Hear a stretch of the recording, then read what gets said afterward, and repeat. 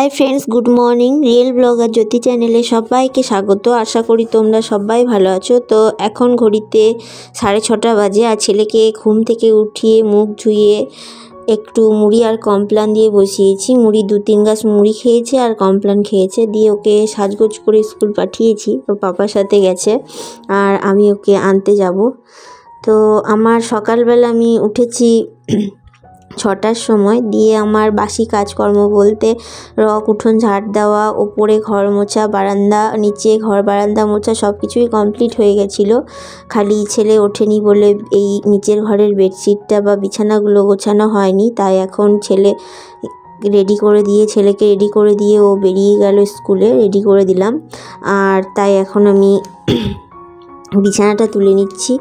जेहेतु आज के सोमवार तो आमी बिछानाटाके तुले निये आमी आबार एकटू एक राउंड झाड़ दिए देबो। दिए तारपर आमी चले যাব ओपरे ओपरे गिये ओपरे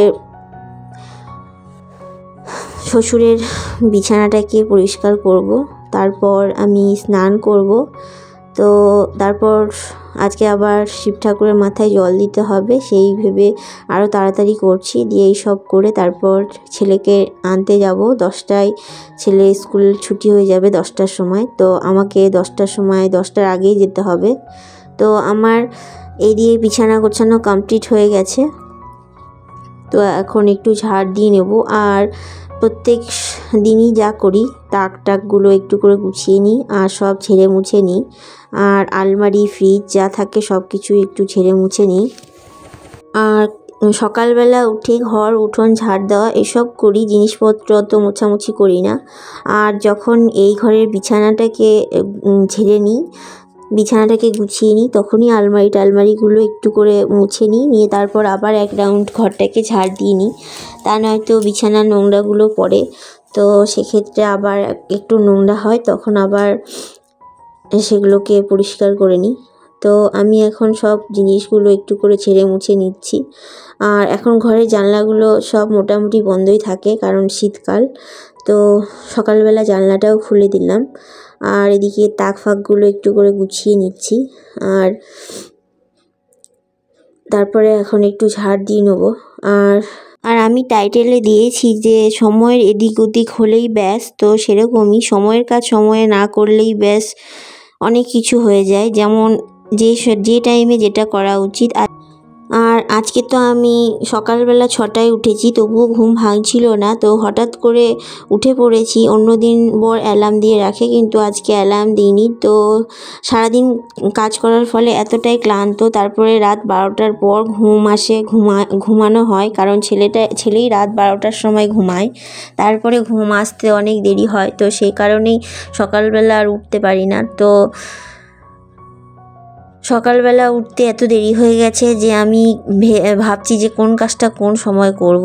তো সেটাই মনে হচ্ছে যে সময়ের একটু এদিক ওদিক হলেই ব্যাস অনেক কিছুই ঘটে যায়, সেই রকমই অবস্থা। তো সকাল 5টায় যদি আজকে আমি 5:30 বা 5টার দিকে যদি উঠতাম তাহলে আমার হয়ে যেত, কিন্তু যেহেতু আমার দেরি হয়ে গেছে তাই আমি সব হুটোপাটি করছি বা করার চেষ্টা করছি। তো ছেলেকে অনেক যদি ছেলে বলতো যে আমার সঙ্গে তোমাকে যেতেই হবে তাহলেই বিপদ ঘটতো। তো ওকে অনেক কিছু ভুলিয়ে ভালিয়ে পাঠিয়েছি যে পাপার সাথে তুমি এখন যাও আমি একটু পরে আসছি। তো সেই টাইমটা আমি পেয়েছি, তাই ওই টাইমের মধ্যে এসে আমি ওপরে আমার সব পরিষ্কার করাই ছিল, খালি এসে শ্বশুরের বিছানাটাকে তুলে দিলাম। যেহেতু সিঁড়ি দিয়ে উঠতেই সামনে বিছানাটা আর ওরকম যদি পড়ে থাকে তো ভালো করে যদি গোছানো না হয় তো খারাপ লাগে। তার ফলে বিছানাটাকে আমি ভালো করে ঝেড়ে গুছিয়ে দিলাম। আর তারপর আমি স্নান সেরে সিঁদুর পরে নিলাম, দিয়ে আমি কাপড় মেলতে চলে এলাম। আর আমি যদি এসবগুলো না করে যাই তাহলে এসে আমার খুব চাপ হয়ে যায়। ছেলেকে নিয়ে এসে তারপর আবার ওকে খাওয়ানো, তারপর নিজে খাওয়া, বরকে খেতে দেওয়া, তারপরে বিছানা তোলা, যেহেতু খাটের বিছানাটা যেমনকার তেমনই পড়ে থাকে, তো এসে আবার সেগুলোকে তোলা, আবার সেসব করতে করতে রান্নার বেলা হয়ে যায়। এইসব করতে গিয়ে অনেক মানে নিজের খুব কষ্ট হয়। তো তার ফলেই আমি ভাবলাম যে ওই 2 ঘন্টা ওখানে গিয়ে বসে না থেকে, আমাকে তো স্কুলে এমনিতেও ঢুকতে দেবে না, আমাকে বাইরেই দাঁড়িয়ে থাকতে হবে। তার ফলে আমি ভাবলাম যে ওই 2 ঘন্টা আমি বাড়িতেই থাকি। তো আমি এসে ঠাকুর ঘরটা পরিষ্কার করে নিলাম, তারপরে শিব মন্দিরেও গিয়েও শিব মন্দিরটা পরিষ্কার করে মুছে নিয়েছি। তারপরে ঠাকুরের মাথায় জল দিয়ে চলে এসেছি, দিয়ে খুব তাড়াহুড়ো করে শুধু একটুখানি জল খেয়েছি, আর কোনো কিছুই খাইনি। দিয়ে চুলটাকে বেঁধে চুড়িদারটাকে পরে নিয়ে আমি এখন ছেলেকে আনতে যাচ্ছি। ঘড়িতে এখন 9টা বাজে। তো আসার সময় যেহেতু আমার 9টার সময় যেতে হবে, কারণ যেতে আমার 10 মিনিট টাইম লাগে, আর 10টার সময় ছুটি দিয়ে দেবে। তো 9টার সময় গেলে আমি মোটামুটি 9:15 বা 9:20 পৌঁছে যাব। তো আর 10টায়ও ছুটি হয়ে যাবে। তো ওকে আমি স্কুল থেকে নিয়ে চলে এসেছি। দিয়ে আসার পথে একটা কিন্ডার জয় কিনে দিয়েছিলাম, সেটা খেয়ে ও জল খেলো। তো ও স্কুলে টিফিন খায়, আর বাইরে এসব খাবার পেলে আর বাড়িতে এসে কিছু খেতে চায় না। তো আমরা সব খাওয়া দাওয়া করে এখন রান্নার কাজে চলে এসেছি। তো আমি এখন কপির তরকারি করব। তো আজকে কপির তরকারি, বেগুন ভাজা আর সব শুদ্ধ সবজি দিয়ে, বেগুন, ফুলকপি, আলু, গাজর, মূলো, পেঁপে সব দিয়ে একটা ঝোল করব। তো আজকে এইসবই করব, আর কিছু করব না।